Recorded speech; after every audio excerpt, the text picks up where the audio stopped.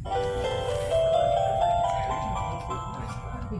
upon a time, there were four little rabbits: Flopsy, Mopsy, Cottontail, and Peter.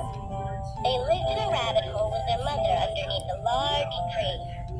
"Now, my dears," said old Mrs. Rabbit one morning, "you may go into the fields or down the road, but don't go into Mr. McGregor's garden. Your father had an accident there and was put into a pie by Mrs. McGregor. Now run along and don't get into mischief. I'm going to buy some bread." Flopsy, Mopsy, and Cottontail, who were good little bunnies, went down the lane to gather blackberries. But Peter, who was very naughty, ran straight away to Mr. McGregor's garden and squeezed under the gate. He ate some lettuce, some French beans, and some radishes, and then, feeling rather sick, he went to look for some parsley. But round the end of the fence, whom should he meet but Mr. McGregor? Mr. McGregor waved his rake and yelled, "Stop, thief!" Peter was most dreadfully frightened. He rushed all over the garden, for he had forgotten the way back to the gate. He lost one of his shoes among the cabbages, and the other shoe amongst the potatoes. Then he ran into a gooseberry net, and got caught by the large buttons on his jacket.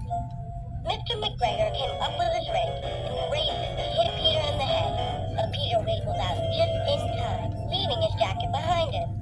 Peter tried to find his way straight across the garden, but he became more and more puzzled.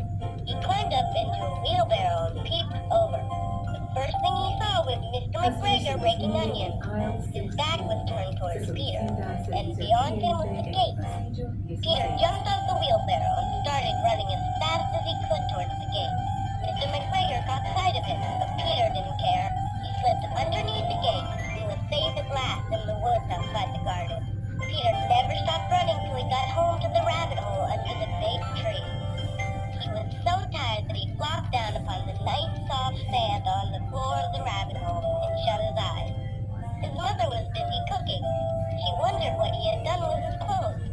It was the second little jacket and pair of shoes that Peter had lost in 1 week. Peter was not feeling very well that evening. His mother gave him 1 teaspoon of tea and put him to bed. Peter felt bad that he had lost his jacket and shoes, and that he would not enjoy a delicious dinner that evening. Flopsy, Mopsy, and Cottontail had